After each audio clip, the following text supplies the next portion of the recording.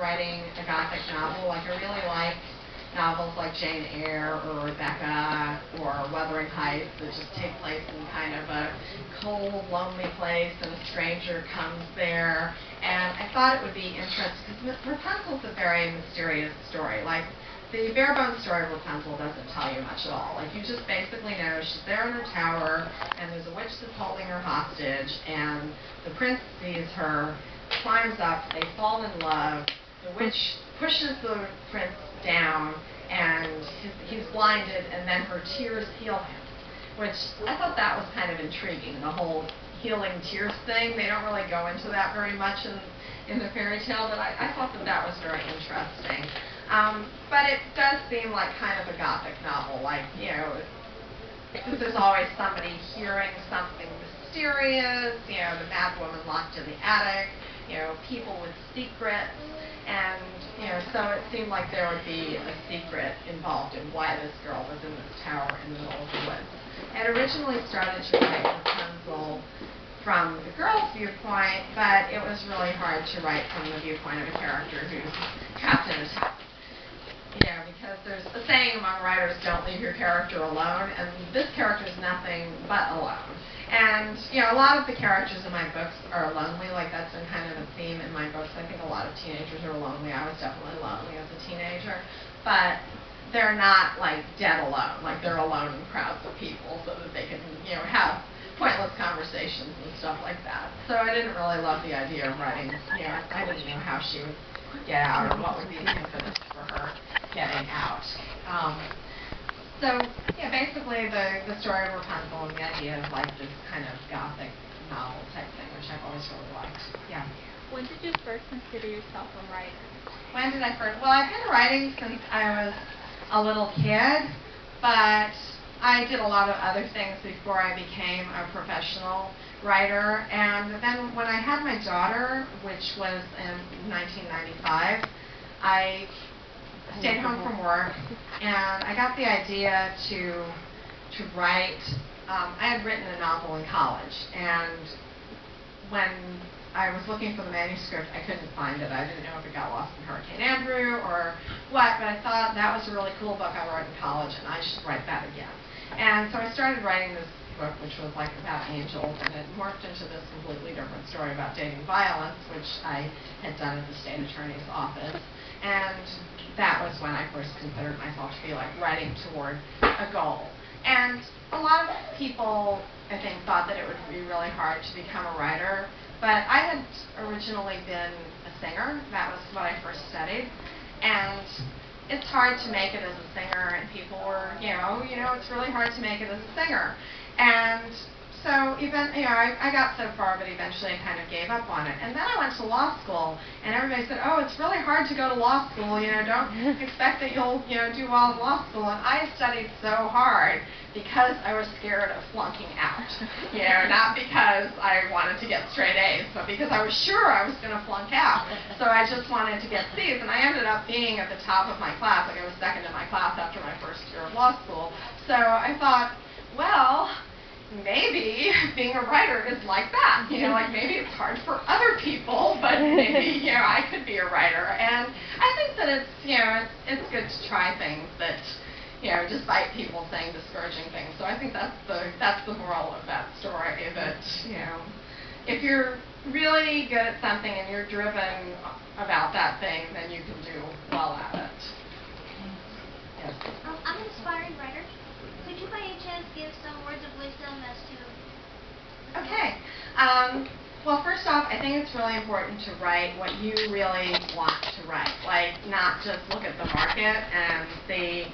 I mean, you know, they always say, like, try to write something that there's a market for, and I think that that's good to a point. Like, don't write something that's so weird that only your mother would want to read it. But, you know, on the other hand, don't look at all the vampire novels or whatever out there and say, I should write a vampire novel, because by the time you write your vampire novel and get it published, it's over. Exactly. And also, there's going to be a glut of that type of thing. I mean, I critique manuscripts at Society for Children's Book Writers and Illustrators, and for it's kind of waning at this point, but for the first few years I did it, like every manuscript was about like an 11-year-old boy who discovered that he had some kind of magical powers because, you know, they wanted to write the next Harry Potter. So don't like try to write the next anything. And also, you know, if you write what's really important to you, it'll be better than if you try to copy somebody else's idea. I mean, maybe some people really love vampires and they've grown up and they've always wanted to write a vampire novel, and I think there will always probably be some kind of market for vampires. But if that's not you, like my editor once said, well, maybe you should write a vampire novel, and I was thinking, well, I'd have to like read 100 vampire novels and catch up with all these people who really like vampire novels before, you know, I would feel like I could write a competent vampire novel. So you're writing something else, like what I wrote for my first novel, I got published fairly easily. And not many people will tell you that, but there was, you know, my book was a good product. There was a market for that book because it was about dating violence, and which was something I was interested in. I wrote it in the wake of the O.J. Simpson trial. So people were really interested in that subject, and I was strongly inspired by Nicole because she was a beautiful girl that you wouldn't think would be in an abusive relationship, and she married this perfect guy, and he killed her. You know, and that was what I wanted to write about. I wanted to write something, and I've seen women like this at the state attorney's office. You know, people have a stereotype of what somebody who's involved in a violent relationship is like, and it's not this perfect little blonde girl.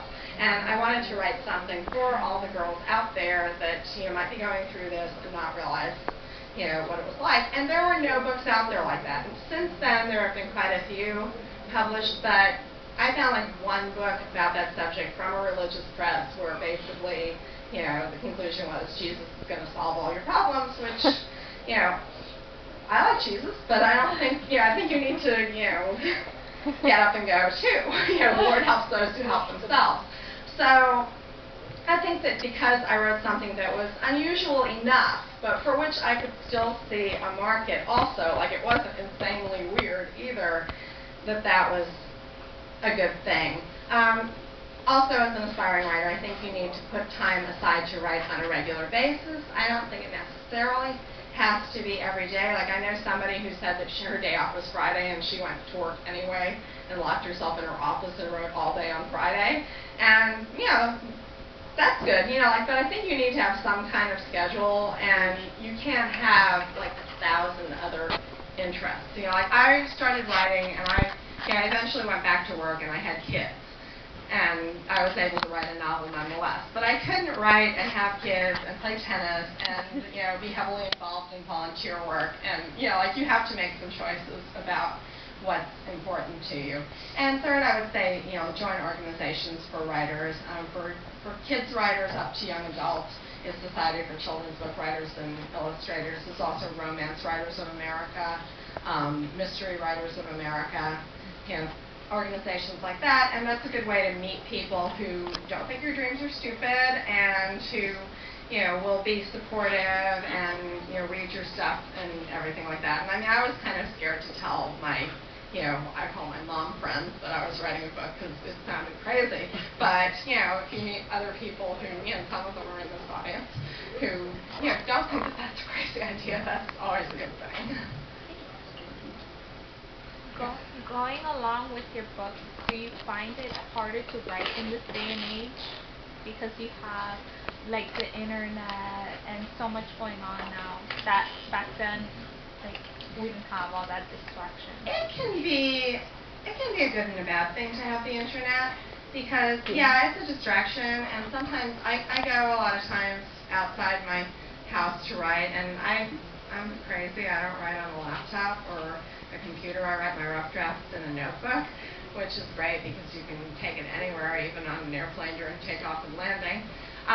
And so I try not to, you know, not to succumb to the siren song of the internet. I have a friend who writes at a Panera in Boston. They turn off the internet from 11 to 2, and that seems ideal, you know, because she's out and she can't get access. But on the other hand, if I'm writing a book and I need to do research for that book, I used to have to go to the library to do research, whereas like the character in the book that I am writing now, one of her things, she has magic powers, again.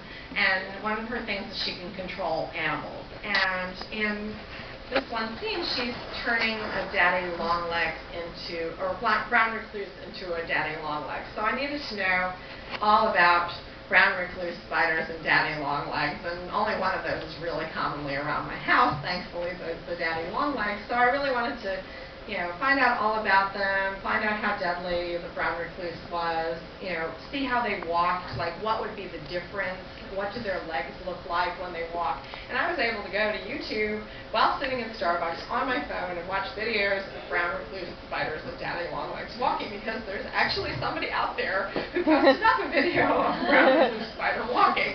So, I mean, in a way, yeah, it makes it harder, but it also makes it way more convenient to not have to find the real spider or, whatever every time. Yeah. Bewitching had Kendra, featured Kendra's story, and Beastly also featured her. Do you plan on writing another book with Kendra? Yes. The book that I'm writing now will probably be the last book with Kendra, and it's probably coming out in 2 years, God willing. And it is called Mirrored. It's a Snow White story, and it starts from the evil stepmother, hence mirrored. And of course Kendra had the mirror in Beastly, and she had the mirror in Bewitching. There isn't really a mirror in Cinderella, but I put one there, and then the mirror is of course very important in Snow White, so I thought it would be a good story to include Kendra. And she helps out the stepmother, but of course Kendra's plans sometimes go awry. So How do you not get overwhelmed with all the research you've done? I enjoy doing research. I mean, even when I was writing realistic fiction, which I always felt like the research was more important for realistic fiction than for fairy tales, I got a lot of ideas from doing research. Like I did a lot of research in Breathing Underwater about child abuse, because the main character was an abuser himself, but most abusers come from abusive families. So I read a lot about child abuse, and some of the things people said really stuck with me and ended up in the book in weird ways.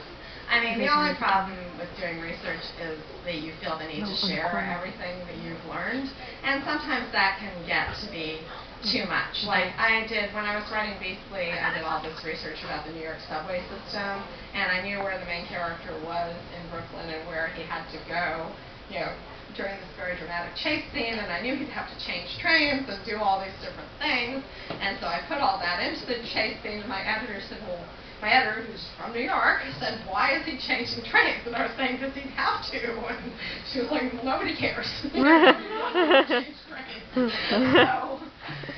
So I guess it can be, you have to be wary of, using too much research. So I kind of rewrote it so if people were really that concerned with whether it was perfect and realistic, they could imagine that he changed trains, but I just didn't include all those details about, what happened on the platform when he changed trains and stuff like that. Yeah. When you did the movie for Beastly, did the director find you, or did you send in the script for consideration? Actually, I'm hearing different stories of how this happened, but what seemed to have happened is, first I got contacted by somebody who was an independent producer, and he told me that he was making a movie version of The Alchemist, and that he'd like to make a movie version of Beastly. He'd read a review, and could I send it to him? So then I sent it to my agent, and I said, there's this person that's interested in Beastly, and maybe you could send him a copy of the book. And he had his film agent that he worked with send a copy of the book, but then I guess he thought that he should send it to some other people as well. Concurrently, somebody at my publisher was also showing the book around, and they, I guess, found somebody that was interested in it as well, which was CBS Films, who eventually made the movie. Both of those people wanted to buy the option for Beastly, and my agent said that he thought that since CBS, first off, was a film company rather than an independent producer, you're one step closer to getting it made with a film company, because the independent producer has to find a film production company to make it. And also that CBS Films, this was the first project they'd ever optioned. So he felt like, other companies might have, hundreds of projects that they'd optioned, whereas they were all excited about this. And I think that I made the right decision because I still haven't seen a movie version of The Alchemist come out. And that's a really popular book, way popular than anything I ever hoped to write. So clearly this guy is maybe not, as organized or in tune with things as CBS was. So I feel very fortunate that they made it into the movie. I have so many friends whose books have gotten optioned, including myself. Breathing Underwater was optioned for film for 2 years and have never been made, or have been made but it wasn't playing in any theater anybody had heard of or went directly to video. So sometimes teens will say, oh, well, I didn't like the movie version of the book, and I'll say, well, you probably read the book because of the movie version. Like, that was why it was in the stores and everything, so I'm good.